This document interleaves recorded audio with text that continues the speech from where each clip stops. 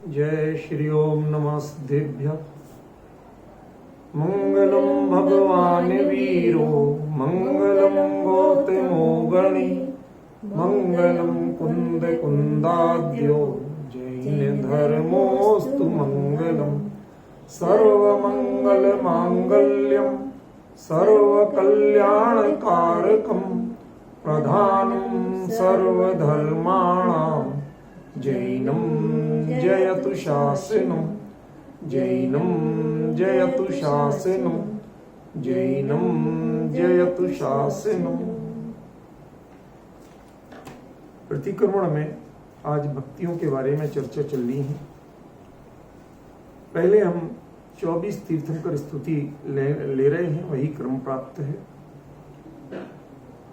थोसामी हम जिणवरे केवली अनंत जिणे नर पवर लोग महिदे विहुरय मले महापर्णे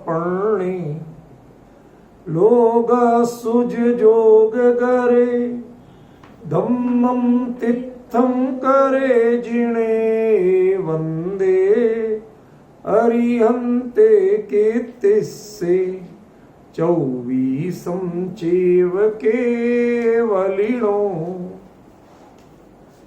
हमें यह स्तुति पढ़ने के लिए चौथे काल में पहुंचना पड़ेगा भावों से, और उसमें भी ऐसे चौथे काल में जहां 24 के 24 तीर्थंकर हमारे लिए चारों ओर विद्यमान दिखाई दे। हमारे परिणामों को कितना सावधान होना पड़ेगा। एक यदि राष्ट्रपति या कोई बड़ा आदमी आ रहा हो तो आप पूरा घर हिल जाता है, सब लोग अलर्ट हो जाते हैं। एक तीर्थंकर का जन्म होता है तो इंद्रों के आसन हिल जाते हैं, नरक के नारकियों को साता मिल जाती है। और 24 के 24 तीर्थंकर एक साथ जिसके भावों में साक्षात हो रहे हों या होने वाले हों, उसकी अपनी मानस तैयारी कितनी होनी चाहिए। घर में किस लेवल का मेहमान आने वाला हो उसके हिसाब से पता चलता है कितने दिन पहले से तैयारियां करनी और क्या क्या सावधानियां करनी, क्या चल सकता है और क्या नहीं चल सकता। यदि ये स्तोत्र यह भक्ति आपको पढ़नी है तो पहले अपने आप को मेंटली प्रिपेयर तो करिए। डू यू नो कौन आने वाला है, किसका आह्वान कर रहे हैं आप, किसकी भक्ति करना चाहते हैं आप। इसमें शब्दों के विस्तार की जरूरत नहीं, भावों के विस्तार की जरूरत है। भक्तियां भावों के विस्तार से होती है, शब्दों के विस्तार से भक्तियां नहीं होती। शब्द बहुत सीमित है और भाव असीमित होते जाएं तो पहले आपको पहचानना तो पड़ेगा कि जब एक तीर्थंकर आना होते हैं तो उनके गर्भावतरण के 6 महीने पहले से इंद्र का सारा सिस्टम डगमगा जाता है, अपने काम भूल जाता है, अपने राग रंग भूल जाता है। वो उस समय से तैयारियां शुरू करता है, बुला के मीटिंग तैयारियां करता है, क्या क्या करना भैया, कैसे कैसे करना, कौन क्या करेगा। 56 कुमारियां माता की सेवा करने जाएंगी 6 महीने पहले से, उनका चयन होगा। माने आप एक एक चीज सोचिए कि वो जब गर्भावतरण के भी 6 महीने पहले से जब इतनी सावधानी, तो साक्षात अनंत अवस्था में जब तीर्थंकर होते हैं, गर्भावतरण के 6 महीने पहले इंद्र नहीं आता, वो खाली भेजता है। लेकिन जब तीर्थंकर अनंत अवस्था में विराजमान होते हैं उस समय इंद्र सिर्फ हाथ जोड़े खड़ा होता है, उसकी हिम्मत नहीं कि और किसी चीज पे ध्यान दे ले। समझे, पढ़ रहे आप।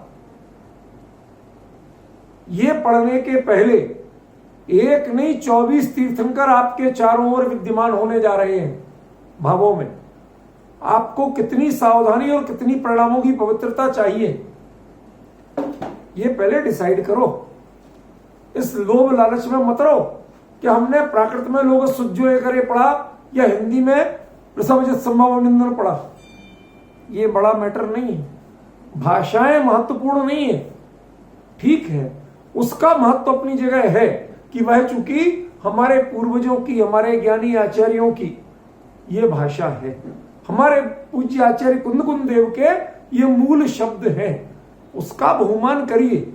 लेकिन इससे 24 तीर्थंकरों की स्तुति वो इससे भाषा से बड़ी नहीं हो जाती है, वो बड़ी होगी तो भावों से होगी। इसलिए उसकी कीमत भावों से ज्यादा करिए। क्या आप लोग मेंटली प्रिपेयर्ड हैं? हम 24 तीर्थंकरों के आपके सामने प्रस्तुत करने जा रहे हैं। क्या आप मेंटली प्रिपेयर्ड हैं? क्या उतने सावधान हैं? वो संपूर्ण लोकालोक को प्रकाशित करने वाले हैं। लोग सुजो यारे जब आप बोलते हैं तो आपको पता है कि 3 लोक के जीव जिनके स्मरण मात्र से साता का अनुभव करते हैं, और आपके मन में यदि तनिक भी व्याकुलता है, कहीं भी चित्त भटका हुआ है, किसी और चीज का ख्याल बना हुआ है, तो इसका मतलब है कि आप इस भक्ति के लिए अपात्र हैं। शब्दों की कोई कीमत नहीं है। शब्द तो कोई भी पढ़ लेगा, कंप्यूटर को रटा दो वो सुना देगा आपको शब्द। आजकल जगह जगह यही तो सिस्टम चल गया है। समझते नहीं है लोग भक्ति किसे कहते हैं। भक्ति सिर्फ अपने मुंह से पढ़ी जाती है, अपने भावों में समझी जाती है, भावों से विभोर होकर की जाती है। भक्तियां टैप लगा दिया, सब हम सुन रहे हैं, हम सुन रहे हैं, सब चत्तारी मंगल पाठ सुन रहे हैं, सब भक्तामृत सुन रहे हैं, सब मेरी भावना सुन रहे हैं। ये सब ठग विद्या है, अपने आप को धोखा देने वाली। दुनिया को ठगने वाली नहीं कह रहा हूं, अपने आप को ठगने वाली विद्या है। अरे साहब कुछ नहीं हो तो यही, हमने लोगों को दिखा दुकान पे भक्तामृत चल रहा है, धार्मिक पाठ चल रहे, कर क्या रहे हैं? दुकान ग्राहक से बात कर रहे हैं, उससे सच झूठ बोल रहे हैं। इससे अच्छा तो आप ना बजाओ तो बहुत अच्छा, कम से कम उनकी अवहेलना तो नहीं हो। दिखावे के लिए वो बज रहा है कि आप बड़े धार्मिक सज्जन आदमी हैं। आपने भक्ति का स्वरूप नहीं समझा। ध्यान रखना, भक्ति मन वचन काया से स्वयं की जाती है, दूसरे के द्वारा नहीं कराई जाती। आप मनसा वाचा कमुणा जो कहा जाता है या कायण, वो मैंने जो अपराध किया हो, कराया हो, उसके लिए है। भक्ति के लिए कृतकार्य अनुमोदना नहीं होती है, भक्ति के लिए सिर्फ कृत होता है, स्वयं करना। ठीक है ना? दूसरा करे तो उसकी भक्ति कहलाएगी, आप दूसरे को कराओ तो आपकी भक्ति और नष्ट होगी। बहुत गहरी बात कह रहा हूं। आप दूसरे से कराओ, आपकी अपनी नष्ट होगी। क्यों? आपका ध्यान दूसरे पे जाएगा, अपने पे नहीं रहेगा। वो क्या सही कर रहा है या गलत कर रहा है, इस पर सारा उपयोग पड़ जाए। इसलिए भक्ति में किसी दूसरे पर ध्यान नहीं देना, कौन क्या कर रहा, समझ गया? अपने आप पर ध्यान दो कि तुम बरोबर कर रहे हो या नहीं कर रहे हो। तुम्हारा मन वचन कर्म उसके प्रति एक निष्ठ और समर्पित है या नहीं है, इसे क्रॉस चेक करो। इसका नाम भक्ति। समझ में आए? अब 16 कारण भावनाओं में भी कई भक्ति आती, अरध भक्ति, बहुश्रुत भक्ति, प्रवचन भक्ति, क्यों आती है कि नहीं आती? अब आप हर चीज को कह दो ये तो बंद का कारण है और इसको हमें बस चले तो हम बंद करवा दें, तो संसार में करोगे क्या भैया? तुम ये तो बताओ। ये तो बंद कर दोगे, ठीक है ना, फिर करोगे क्या ये तो बताओ आप। डोडरमल जी ने बड़ा साफ साफ लिखा, उपदेश तो ऊपर चढ़ने को दिया जाता है। अब तुम ऊपर तो चढ़े नहीं और इसका निषेध करे तो कौन हुआ भैया? फिर पतन होगा कि उत्थान होगा? फिर डाउनफॉल होगा कि आप अपग्रेड होगे? क्यों? ट्रेन में टिकट बुक कराओ, अपग्रेड होने की सुविधा मिले फ्री में तो हर कोई आदमी राजी है, सब टिक कर देते। लेकिन यदि ट्रेन पूछ ले कि आपको एसी 2 टियर में आपने टिकट बुक कराया, लेकिन यदि हम आपको स्लीपर क्लास में भेजें तो जाना चाहोगे? कोई डिमोट होना चाहता है? एक नहीं होना चाहता। आप अपना पहले रोड मैप बताइए, आप अपना आज का प्रोग्राम बताइए। आज अभी आप आत्मानुभूति में लीन होने जा रहे हैं? नहीं जा रहे। आप स्वरूप में समाने जा रहे हैं? नहीं जा रहे। अभी यहां से उठ के बिस्तर में जाने वाले, प्रमाद करने वाले, और ऊपर से कहते क्या है आप, वो चीज हमें समझना चाहिए। आप भक्तियों को बंद नहीं कर सकते। ये भक्तियां आपको ऊपर ले जाने वाली, नीचे गिराने वाली नहीं। समझ में? कोई चीज किसी भूमिका में बंध का कारण हो सकती है, लेकिन वो बंध का कारण, तीर्थंकर प्रकृति के बंध का कारण, तीर्थंकर प्रकृति वह प्रकृति है जो ये तय है कि आप गारंटी से मोक्ष जाएंगे, और साथ में कोई साथ लेके किसी को नहीं जाता, सब अपने अपने परिणामों से जाते हैं, लेकिन चौथा काल उनके कारण वर्तता है। समझ गए ना? जो जीवों में प्रभावना उनके द्वारा होती है, वो अन्य सामान्य केवलियों के द्वारा भी नहीं होती है, अन्य महापुरुषों के द्वारा तो भूल ही जाओ। समझ गए? इसलिए उनका अपना महत्व है। ख्याल में? इंडिविजुअली आप अपना रास्ता तय कर सकते हैं, लेकिन समूह को आप ऐसा नहीं कह सकते। समझ में? यह विवेक हमें रखना पड़ेगा। तर्को अप्रतिष्ठा एक नीति वाक्य है। तर्क बहुत दिए जा सकते हैं और सही भी होते हैं, ऐसा नहीं है। वो तर्क अपनी जगह ठीक होती है, लेकिन लोकमान्य नहीं होते। लोकमान्य क्या होगा? जो आप बताइए, बाई ग्रामर किसी एक व्यक्ति को बहुवचन कहा जा सकता है? नहीं। गलत है कि नहीं? लेकिन पिताजी आए हैं बोलोगे आप कि पिताजी आया है? बोलिए। गुरुजी आए हैं कि गुरुजी आया है? बताइए ना आप। पर आपके व्याकरण के नियम कहां गए? आपके लॉजिक कहां गए? बताइए मुझे। आप कहीं भी जाके धूल छूते, किसी पिताजी की, गुरुजी की, आचार्य के किसी के पैर छूते हैं, तो क्या छूते हैं? क्या आती है हाथ में? धूल आती है कि और कुछ आता है? वही आती है ना। उसके बावजूद आप कभी ये मानते हैं कि मैं धूल ले रहा हूं? हमारे से बड़े उनका विनय करने का हमें सुअवसर मिला, आप इस पर हर्षित होते हैं कि धूल देखते हैं?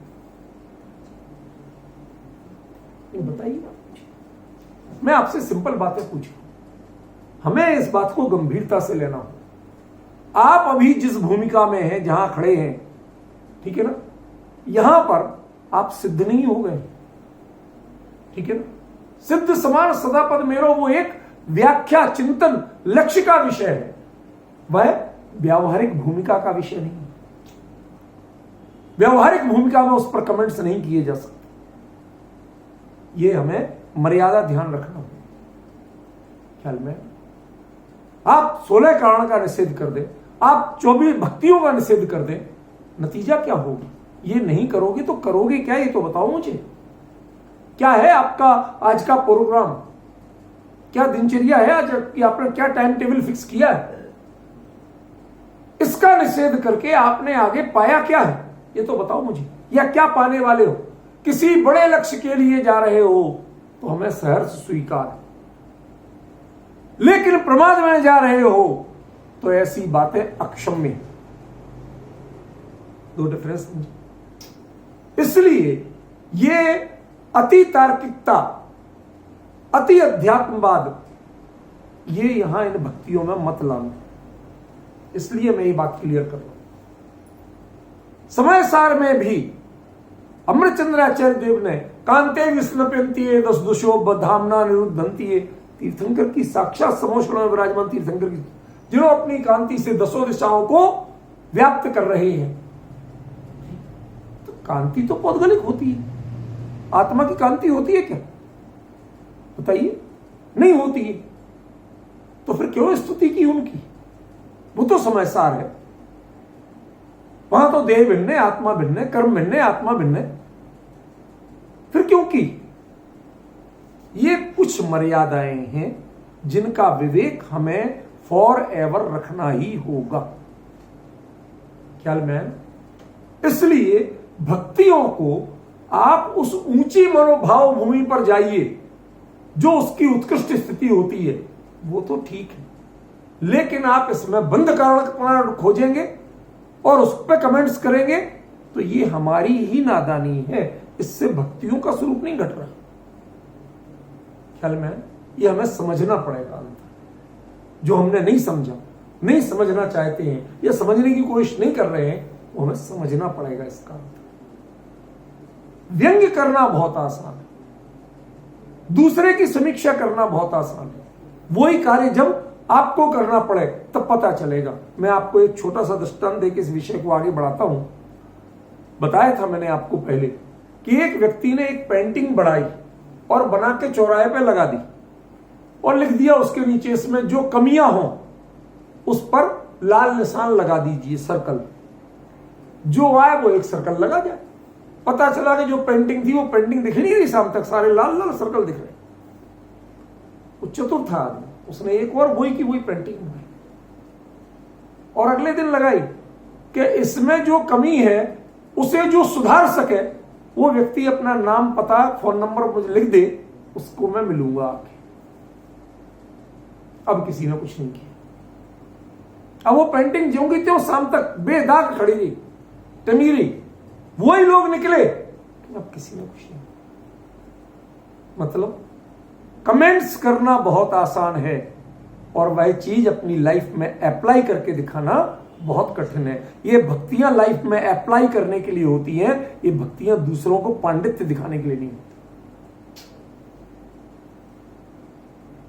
हम जब तक इसको समझेंगे नहीं, उसको पढ़ने से लाभ क्या है? पढ़ने में ज्यादा कुछ नहीं है उसमें। इसमें इंपॉर्टेंस है आपके भाव भूमि की। समझ गए?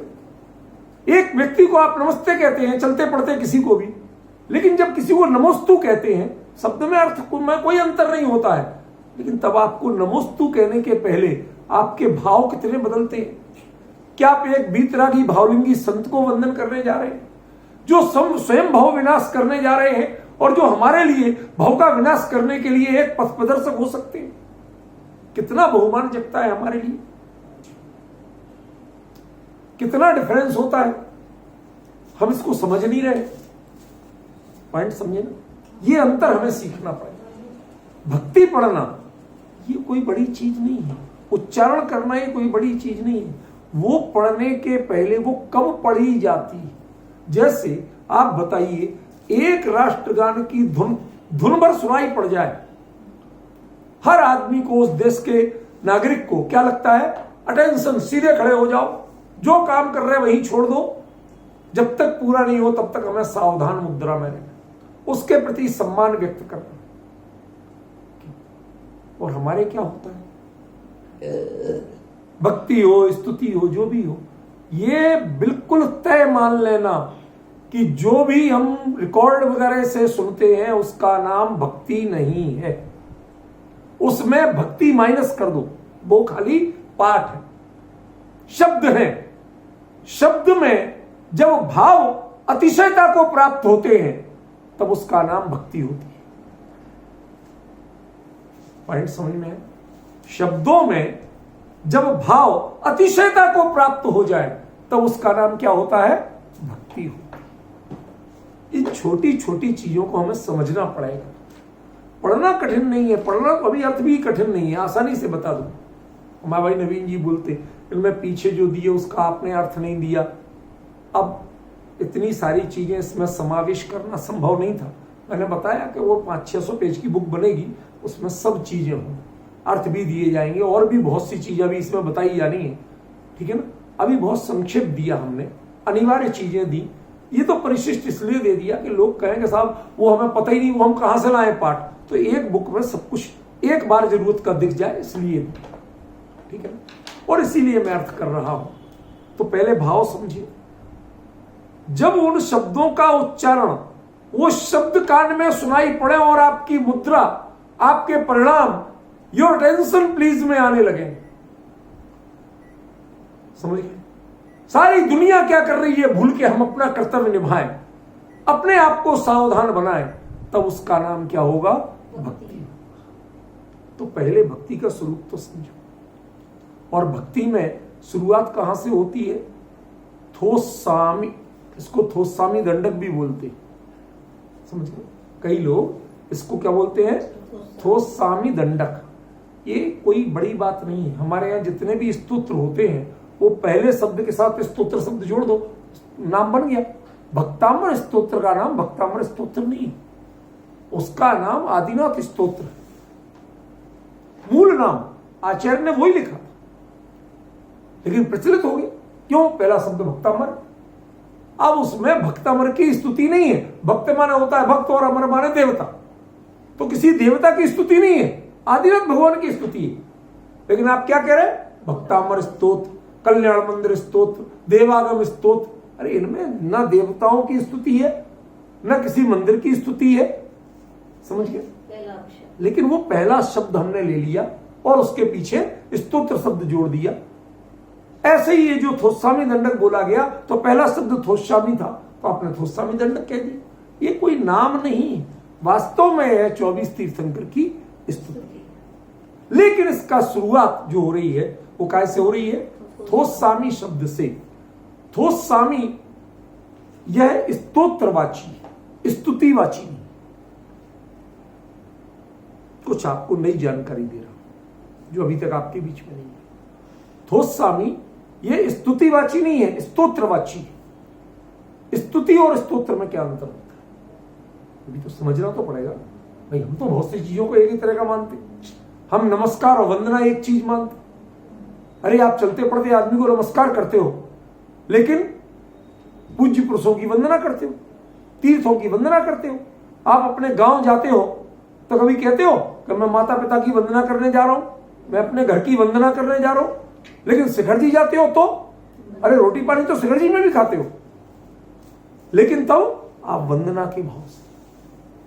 जो लोग कोई कमी भी करते हैं जीवन आचरण में तो वो वहां जाके नहीं करते। अरे हम यात्रा जा रहे हैं, वंदना करने जा रहे हैं, भैया हम आलू नहीं खाते। यद्यपि तो हमें किसी को नहीं खाना चाहिए, जैनी को, लेकिन जो लेते हैं कदाचित वो भी वंदना नहीं। अभी हम वंदना करने जाए तो वंदना माने जब वंदना का भाव होगा तो वो नमस्कार जैसा भाव नहीं है, उससे बहुत ऊंचा है।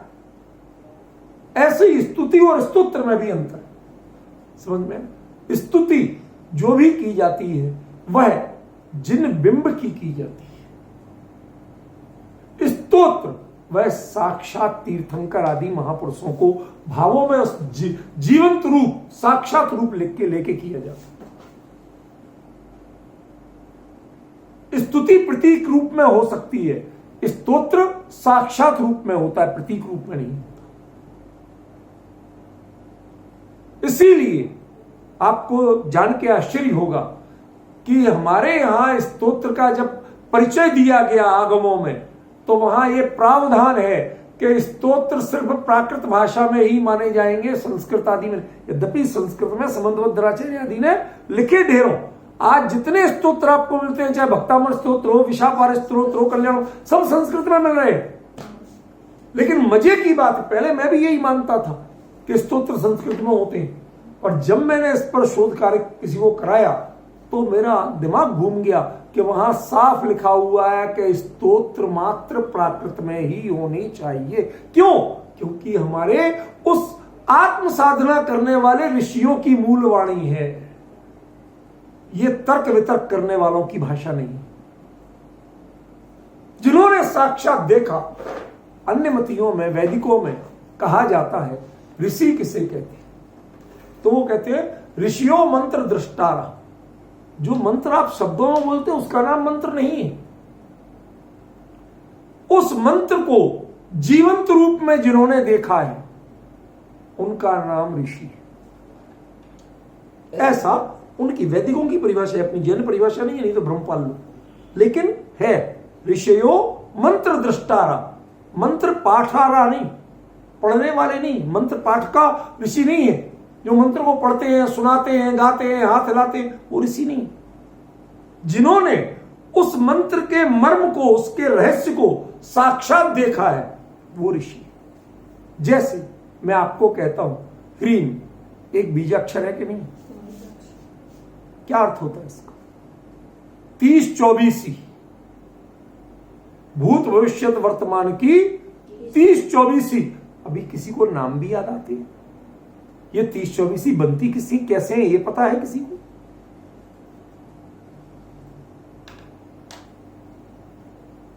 बताइए। 2.5 द्वीप है तो 5 भरत और 5 ऐरावत क्षेत्र हुए, 10 क्षेत्र हुए। 10 क्षेत्र में भूतकाल, भविष्यत काल और वर्तमान काल, 30 हो गई कि नहीं हो गई?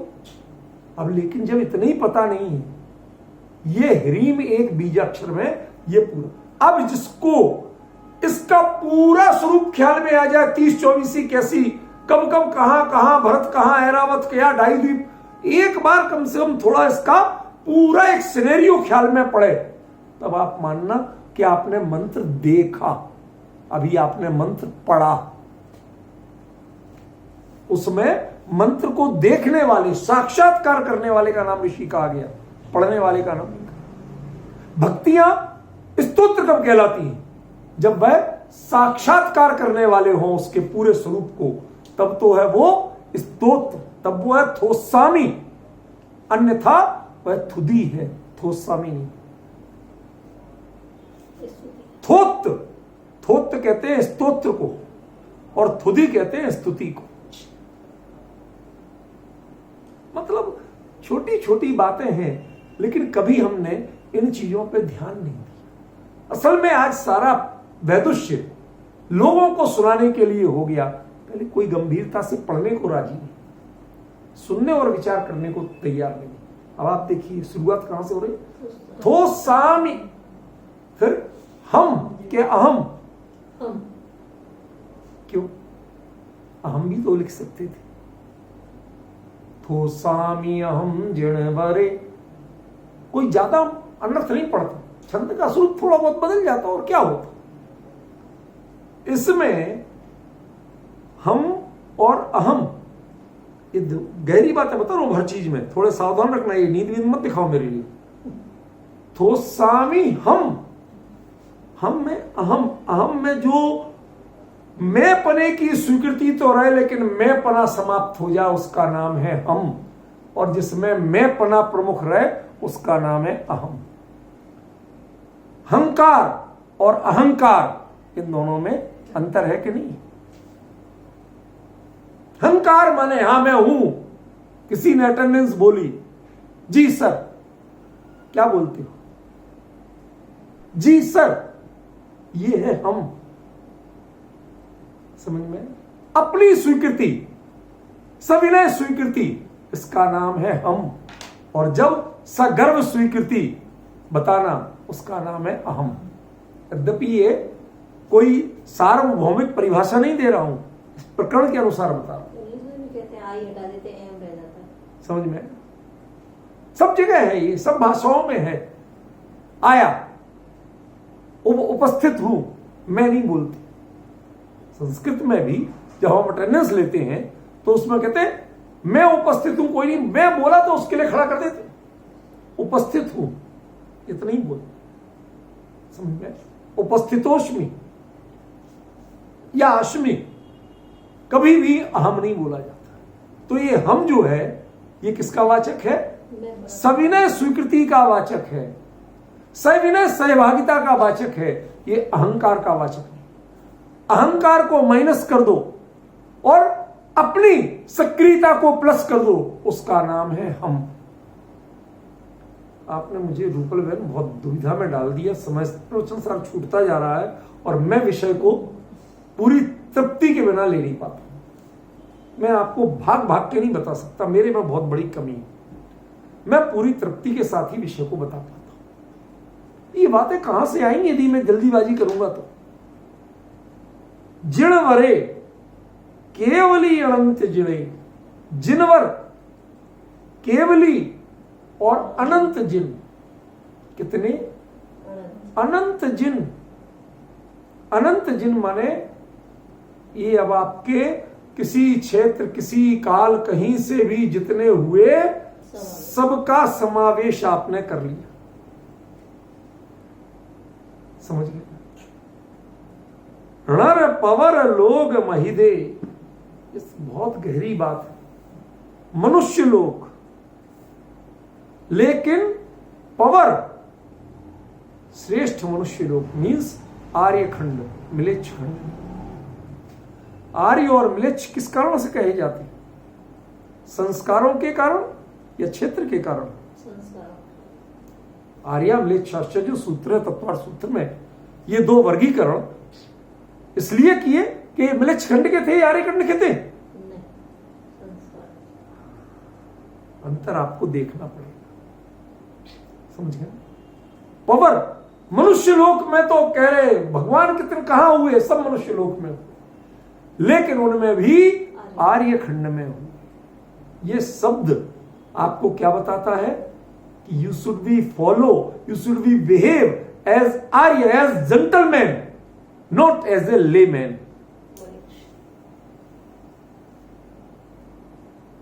आप अब जो भगवान की स्तुति करने खड़े हुए हैं तो एक समझदार, एक विनीत, एक सभ्य व्यक्ति वाला व्यवहार करना, यहां अकड़ पकड़ मत दिखाना, समझ गए? बात कर रहे हैं कि आर्य खंड की, अरे भाई आर्य खंड वाले ये भगवान की स्तुति करते हैं, माने आप कर रहे हो, तो आपको यदि नहीं हो आर्य खंड के तो इस भी आर्य। अब यहां आर्य माने वो ईरानी आर्य वाले वो वाला चक्कर नहीं है। आर्य माने सुसंस्कारी, सच्चा जैन, इतना ही लेना और कुछ अर्थ नहीं लेना, ठीक है? नर पवर लोग महिदे, ऐसे बड़े लोगों में भी जो महिमाशाली हैं। कौन स्तुति करते हैं? पियक्कड़ किसकी स्तुति करते हैं?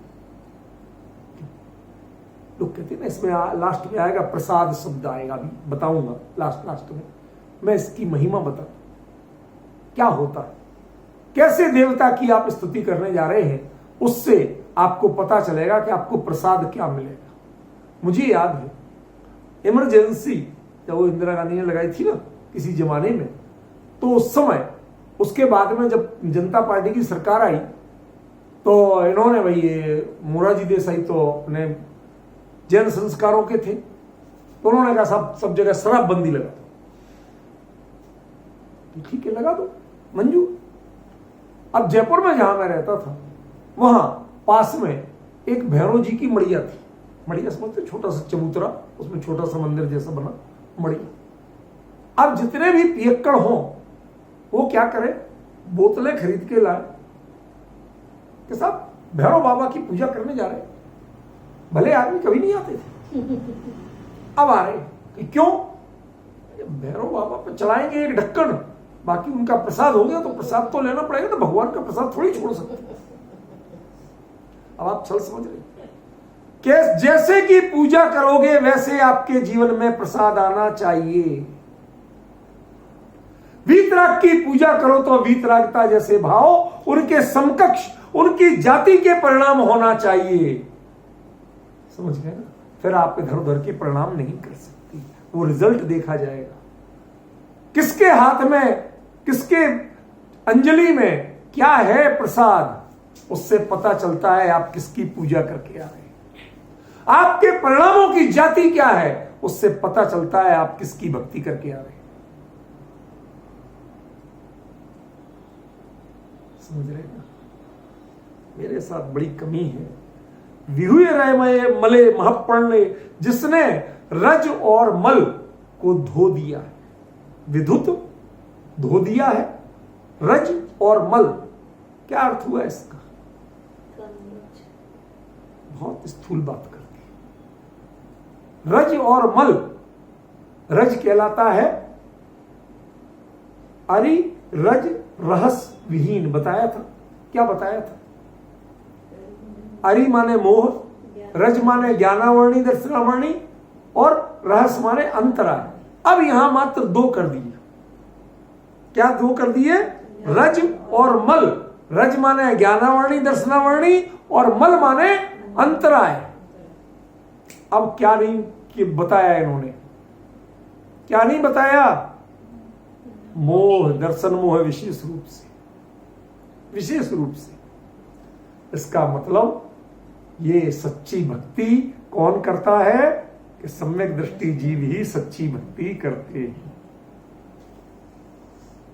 आप छोटी छोटी बातों से गहराई ले सकते हैं। पहचान सकते। महापरिणय जो महात्मा को स्वयं प्राप्त हो रहे हैं। व्यक्ति छोटा हो सकता है लेकिन पद तो बड़ा होता है कि नहीं होता है। कोई छोटे काम करने वाला व्यक्ति बड़े पद पे पहुंच जाए। आजकल भारत में तो लोकतंत्र है, यहां कोई पक्षपात नहीं है, क्यों वो बड़े पद पे पहुंच जाए तो अब क्या करोगे। अभी हमने देखा कुछ दिन पहले सोशल मीडिया में कि एक जो बाप था वह कांस्टेबल था थाने में, उसकी बेटी आईएएस बनके एसपी बनके आ गई। अब एक कांस्टेबल का दर्जा बेचारा बहुत छोटा होता है और एसपी का घर पे वो बेटी पिता के पैर छू के कहती पिताजी आशीर्वाद दो, मैं ड्यूटी जा रही हूं। और ड्यूटी पे मिलती तो बाप उसके लिए सैल्यूट करता और वो सिर हिलाती अकेला। आप डिफरेंस समझ रहे, डिफरेंस समझ रहे। वो महापरिणय, वो कहती पिताजी आप कहीं दूसरे थाने में करा लो, मुझे बड़ा संकोच होता है। कहती बेटा ये ध्यान रखना, तुम्हें अपने पद की गरिमा का बोध होना चाहिए। इस ऑफिस में मैं तुम्हारा बाप नहीं हूं, तुम एसपी हो, तुम्हें अपनी पद की गरिमा का बोध होना चाहिए, मेरी नहीं। ख्याल में ऐसे आप 3 लोक के नाथ की वंदना करने जा रहे हैं, उनके गुणानुवाद करने जा रहे हैं। आपको अपने महात्म का बोध है, आपको मौका क्या मिला है, क्या अवसर मिला है आपको। इट्स ए ग्रेट अचीवमेंट कि आप भगवान की भक्ति करने जा रहे हैं।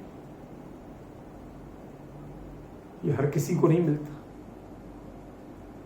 वो मूर्ख लोग होते हैं जो बजा के सुनते हैं ना भक्तियां, वो मूर्ख लोग होते हैं, अज्ञानी लोग होते हैं। भक्ति स्वयं जुड़ के की जाती है, मन वचन कर्म से जुड़ के जो की जाए उसका नाम भक्ति है। कानों में जबरदस्ती शब्द घुसेड़े जाएं और दुनिया को दिखाया जाए कि हम बड़े धर्मानुरागी हैं, इसका नाम भक्ति नहीं। देखो लोग सुज जोग घरे धम्मम तीर्थंकरे जिणे वंदे। लोक का उद्योतन करने वाले, वस्तु स्वरूप का प्रकाशित करने वाले। अरे दुनिया में कहने वाले बहुत हैं, किसने वस्तु स्वरूप का सच्चा प्रकाशन किया ये बताओ। जिनके वचन अपने पूर्वा पर विरुद्ध हैं, अपनी बात स्वयं काटते हैं, कभी कुछ कहते हैं कभी कुछ कहते हैं, जिनका ठौर ठिकाना नहीं, उनको आप क्या विश्वास करोगे उनकी बातों पर। समझ में आए?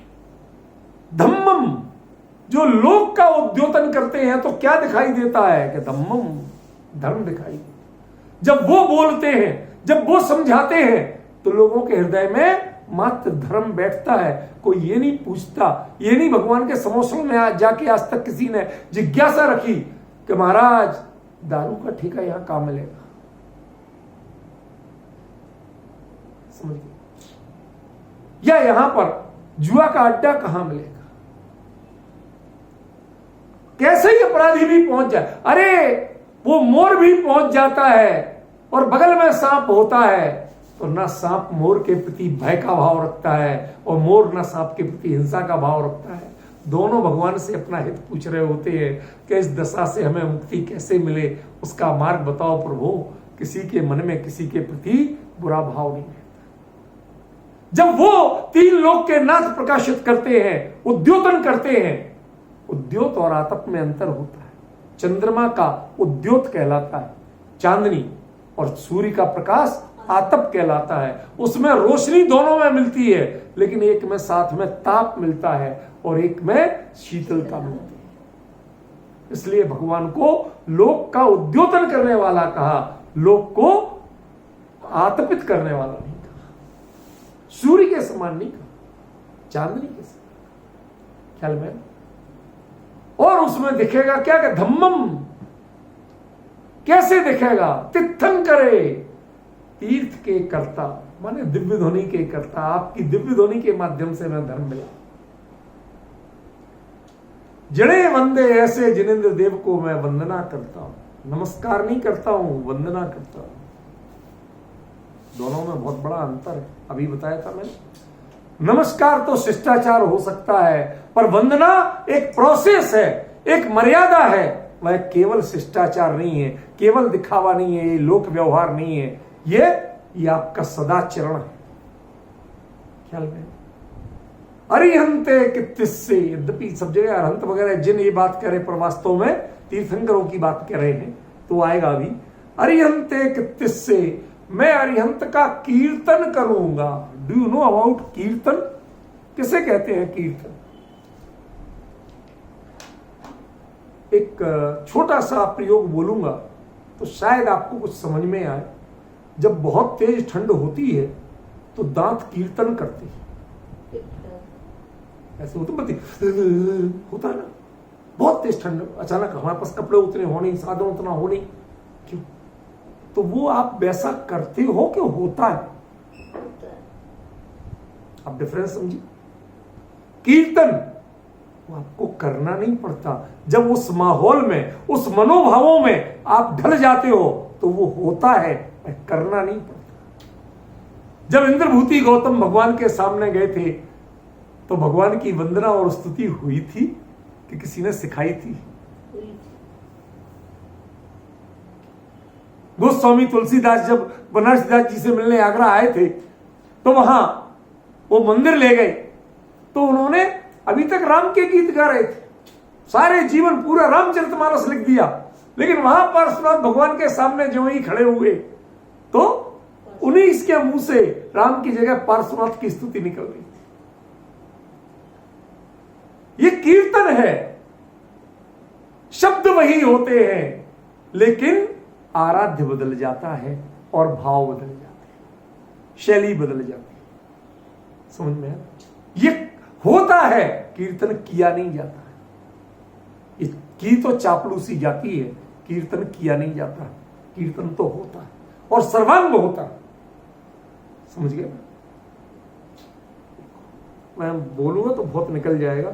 24 चेव केवलियों, ऐसे 24 केवलियों को मैं उनका कीर्तन करता हूं। फिर देखो, उसहमजियम च वंदे। अब मैं जो पढ़ूंगा इसमें ज्यादा कुछ नहीं विस्तार करूंगा, जब तक 24 तीर्थंकरों के नाम आएंगे आप ऐसे विचार करना। मैं प्रतिदिन निर्वाण कांड जरूर पढ़ता हूं, मंदिर में जाता हूं तो पूजा के पहले एक बार निर्वाण कांड जरूर पढ़ता हूं। क्यों? जितने भी हमारे क्षेत्र हैं, निर्वाण कांड में जितने नाम आए, मेरे से कोई नहीं छूटे, सबकी वंदना की हुई है। समझ में? शुरू में नियम था साल में 2 बार निकलना घर से बाहर। एक बार तो घर कहीं ना कहीं अपने मतलब होम टाउन वगैरह चले गए, छोटे मोटे घूमने, लेकिन एक बार तीर्थ वंदना को जरूर जाना बच्चों को लेके। साल में 2 बार छुट्टियां होती थी बच्चों, 2 बार में 2 बार लेके जाने ही जाना तय था। उस बहाने बहुत कुछ किए, और जहां ये लोग नहीं जा पाए जैसे कैलाश पर्वत वगैरह, अष्टापद, तो वहां अकेले गए, लेकिन गया, सब किए। अब जिस समय हम उनका नाम लेते हैं तो कैसे कैसे हम चल रहे थे, कैसा कैसा उनका मार्ग है, कैसे कैसे मंदिर है, कैसे कैसे जिनबिंब है, वो सारा का सारा एकदम पूरी मूवी जैसी चलती है भावों में, और हम अब तेजी से नहीं बोल पाते कई बार। क्यों? क्योंकि हमें वंदना करते हुए जाना है ना। शब्दों में इतनी गुंजाइश चाहिए कि हमारी भाव वंदना हो सके, द्रव्य वंदना नहीं हो सकती, भाव वंदना। समझ में? तो जैसे वो हम निर्वाण कांड पढ़ते हैं तो निर्वाण कांड के साथ वो सारी पिक्चराइजेशन चलता है, हम वहां कैसे जा रहे, कैसे वंदना कर रहे, कितनी टोके। समझ गए ना? वो उतने कम समय में भी वो सारा दिमाग में घूमता है। यही मैं आपसे कहना चाहता हूं कि अब जो कुछ पढ़े, 24 तीर्थंकर आपके सामने भावों में एक एक करके प्रकट होना चाहिए, उतनी सावधान मुद्रा आपकी होनी चाहिए, उतने बहुमान का भाव आपका होना चाहिए। शब्द घट जाएंगे जब 24 तीर्थंकर होंगे, किसकी स्तुति करोगे और किसकी नहीं करोगे। ध्यान देना, जब एक होता है तो खुल के बोला जाता है, जब बहुत होते हैं सामने एक ही कैटेगरी के, तो शब्द किसको प्रायोरिटी दो और किसको ना दो, किसको पहले करो किसको पीछे करो, बस नाम हुए, इससे अधिक कहने का मौका नहीं। कहीं ऐसा ना हो किसी को ज्यादा कहा जाए, किसी को कम कहा जाए, किसी की मर्यादा का उल्लंघन नहीं हो जाए। क्यों? घटनाएं किसी की ज्यादा हो सकती है, किसी की कम हो सकती है। देह की अवगाहना किसी की ज्यादा हो सकती है, किसी की कम हो सकती है, लेकिन वीतरागता ना किसी की ज्यादा हो सकती, ना किसी की कम हो सकती। सर्वज्ञता ना किसी की ज्यादा हो सकती, ना किसी की कम हो सकती। इसलिए फोकस काय पे करेगा? वो सच्चा भक्त उन गुणों पे करेगा। ख्याल में? और गुण सबके एक से हैं, इसलिए संकेत मात्र में उल्लेख है, नाम मात्र का उल्लेख है, लेकिन नाम मात्र की बात नहीं है। ये डायलॉग समझते हो आप हिंदी का?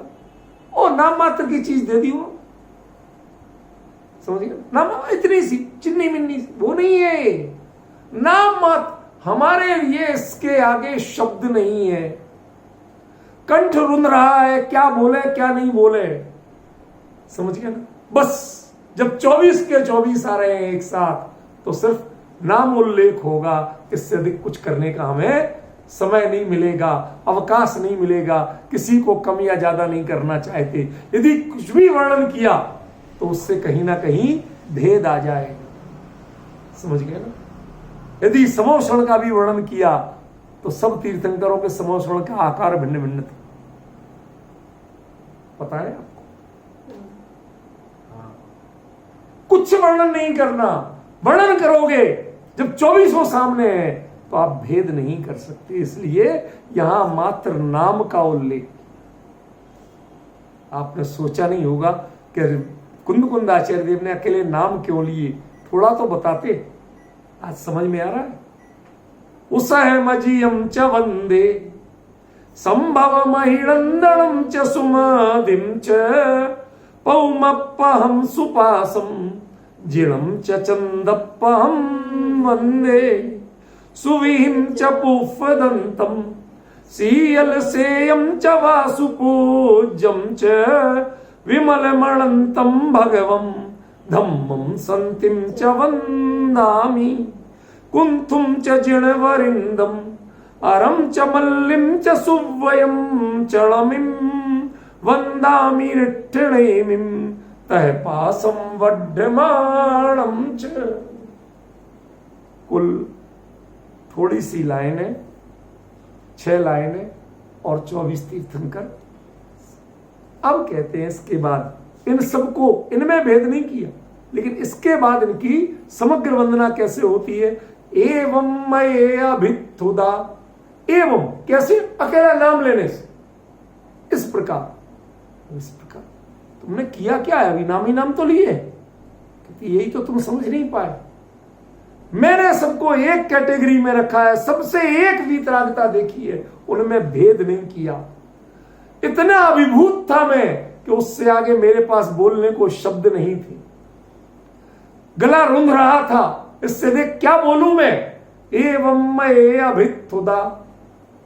यदि अन्य समंतभद्र जैसे आचार्यों को देखो, ऐसी धुआंधार स्तुति करते हैं, देवागम नवो यान है, चावनादि विभूतिया, कितने तर्क वितर्क युक्ति आगम प्रमाण, यहां कुछ भी नहीं किया, कुछ भी नहीं किया। ये क्या भक्ति? एक तनिक भी पांडित्य की झलक नहीं, उसका नाम भक्ति। भाव इतने प्रचुर हुए कि पांडित्य कहां भाग गया पता ही नहीं चला। पांडित्य खड़ा होता है अहम की तुष्टि के लिए। यहां अहम का आप पहले ही निकाल दिया था।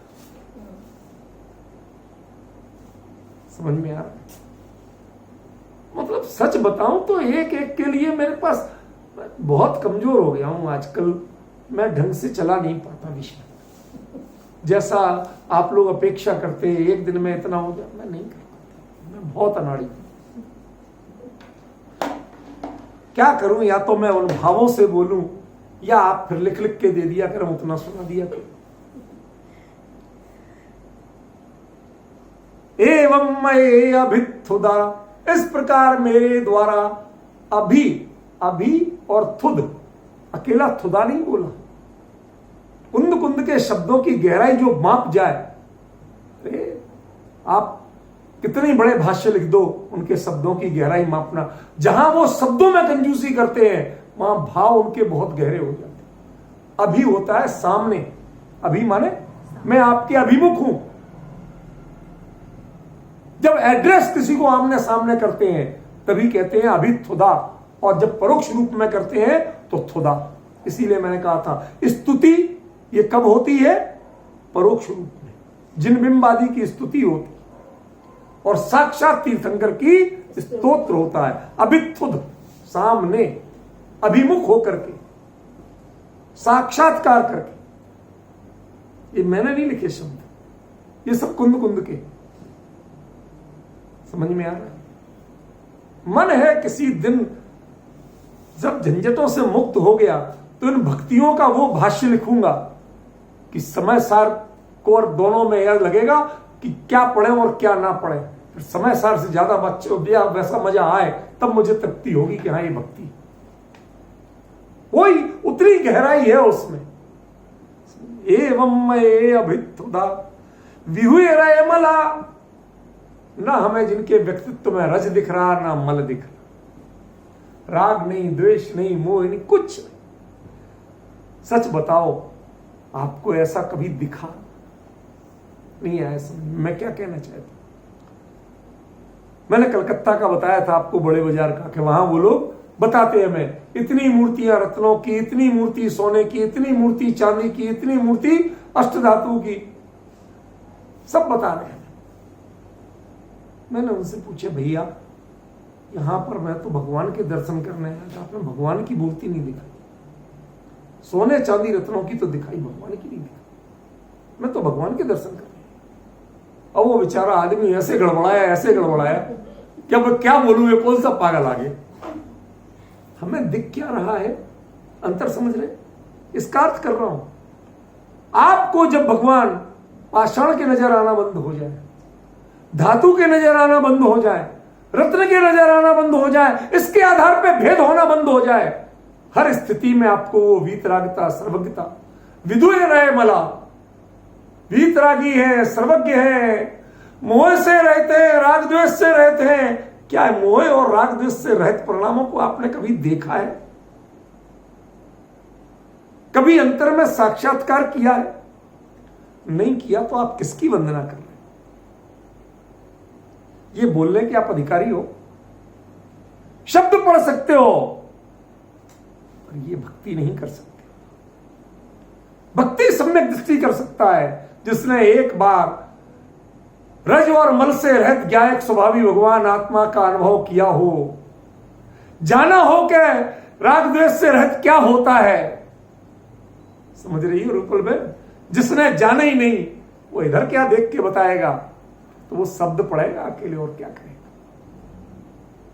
विदुए रहे मला पहीण जर मरना, अभी देह है, जिसके देह है उसके जन्म और मरण सब कुछ होते हैं कि नहीं होते? लेकिन जिनके नाम जर माने बुढ़ापा होना है, ना मरण होना, निर्वाण कहा जाएगा, मरण। वो देह वियोग नहीं है। जब देह एक छोड़ करके दूसरे के संयोग के लिए जाते हैं तब उसको मरण कहते हैं, और जब देह का संतति, उसका चक्र ही छूट जाता है तो उसे निर्वाण। पहीण जरवाण, ये देह छूटेगी, लेकिन जिसकी दृष्टि में निर्वाण का अर्थ आता है उसके लिए वह जर मरण से रहित हैं भगवान। मूर्ख होंगे जिनको लगता है कि भगवान की देह छूटती है।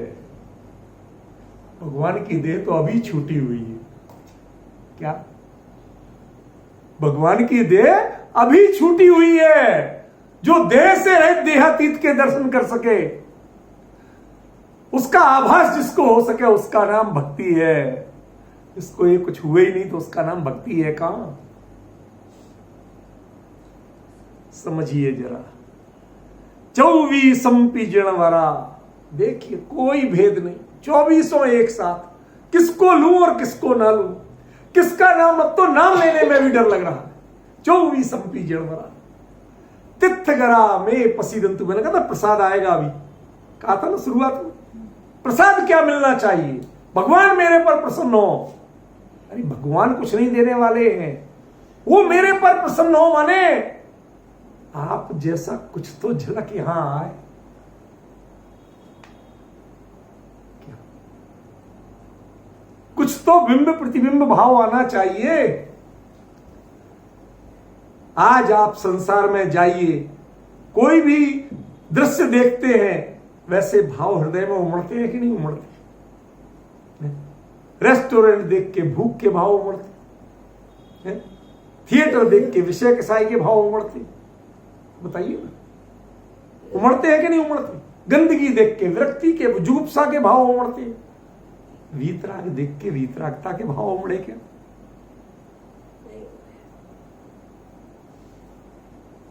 नहीं उमड़े तो भक्ति हुई कहां? अभी तो उसका भाव भाषण भी नहीं है। भाव उमड़ना तो दूर, भाव का भाषण ही नहीं है कि वीतरागता होती क्या है। रूपल बहन, आज की ये चर्चा भक्ति की सब जगह पहुंचा। मैं कहता नहीं हूं अपने प्रचार के लिए, लेकिन ये चिंतन, ये इसका प्रतिपादन कहीं सुना नहीं, देखा नहीं, आज तक किसी ने नहीं बताया। लोग तो कुंद कुंद आचार्य की भक्तियां नहीं पढ़ते, मुमुक्षुओं ने आज तक प्रकाशित नहीं करवाई।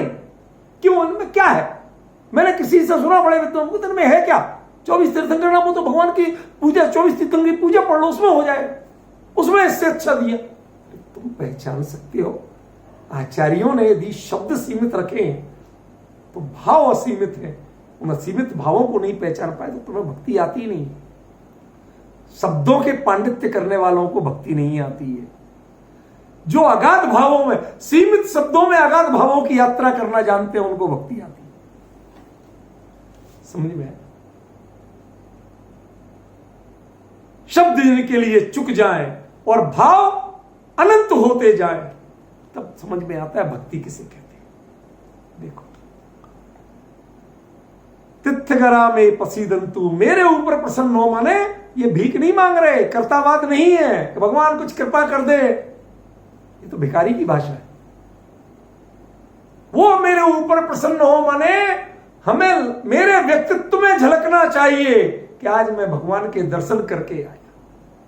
पहले हम छोटे थे तो हमारी मां टेस्ट करती थी, कहती थी तू मंदिर हो गया है? हाँ।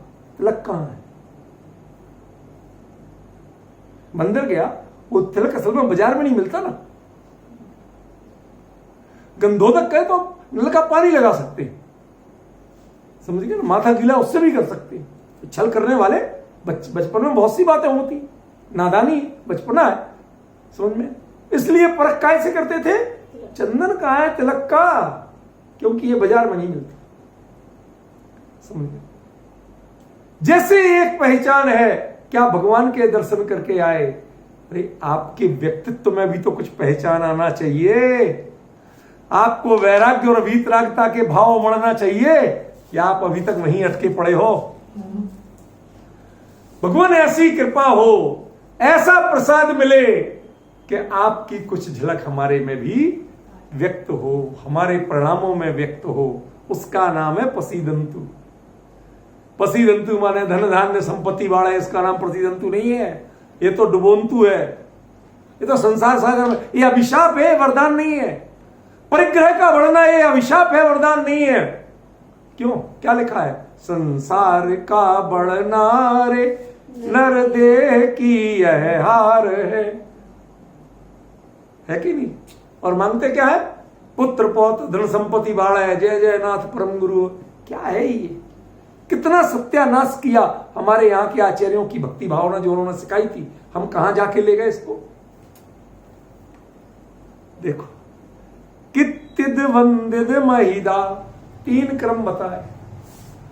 कीर्तन, जब रोम रोम कीर्तन करे, पुलकित हो जाए, रोमांच भाव हो जाए, भगवान को छू रहे हैं, वेदी को भी छू रहे हैं, एक रोम रोम ऐसा रोमांच का भाव हो, एक कित्तिद, फिर इतना भाव विभोर हुए कि चरणों में बिल्कुल साष्टांग झुक गए, वंदिद, और हृदय इतना प्रफुल्लित हुआ कि भगवान के गुणों के अलावा कोई 3 लोक की संपत्ति तुच्छ लगने लगी, कुछ अच्छा नहीं लगे।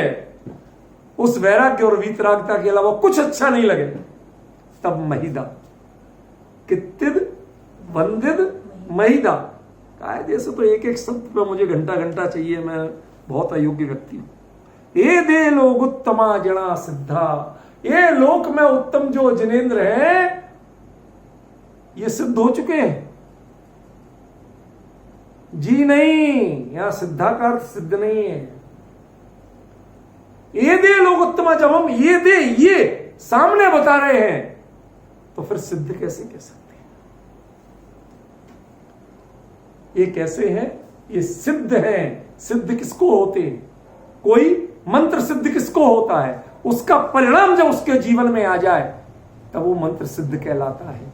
यदि ये अरहंत, ये 24 तीर्थंकर मेरे लिए सिद्ध हैं तो इनका कोई परिणाम, कोई झलक, कोई प्रभाव हमारे जीवन में आए तब ये हमें सिद्ध है, वरना रटंत है, ये सिद्ध नहीं।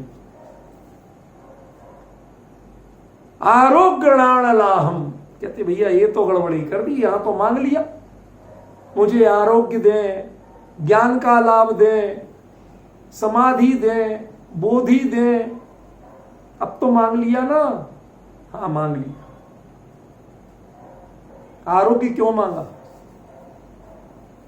कुंद कुंद मुनिराज थे। मुनि धर्म में यदि एक रोग आ जाए, एक रोग आ जाए तो साधना प्रश्न चिन्हित हो जाए। खंडित शब्दों में बोले, प्रश्न चिन्हित हो जाती। वह सही निर्विघ्न चल पाए कि नहीं। मुनिराज आरोग्य मांगते हैं कि मेरे चरित्र, मेरी साधना, मेरा धर्म ध्यान ये एक क्षण को खंडित ना हो जाए, इसके लिए आरोग्य मांगते हैं। मैं मोटा तगड़ा बना रहा हूं, डट के लड्डू को चौड़ी खाता रहूं, इसके लिए आरोग्य नहीं मांगते। इसका नाम आरोग्य नहीं है जैन धर्म में। यहां आरोग्य का को लाभ कहते हैं। क्यों लाभ कहते हैं? क्यों? क्योंकि यदि रोग आ गया तो धर्म साधना बाधित होगी। मेरी धर्म साधना जीवन भर बाधित ना हो, इसके लिए आरोग्य चाहिए। समझ में?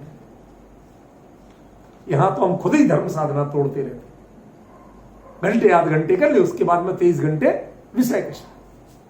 समझ? देखो, कित्तिद वंदित आरोग्यणाम दिंतु समाधिम च मे व्योहिम, मुझे समाधि और बोधि माने रत्नत्रय ये प्रदान करें। मतलब भगवान नहीं देते हैं, ये तो शिष्ट शैली है, ये विनय की शैली है। जैसे किसी बड़े आदमी के सामने वो पूछे बच्चा किसका है, कहते भाई साहब आप ही का है। आप ही का है माने आपकी बीवी दुराचारणी है, ये नहीं है।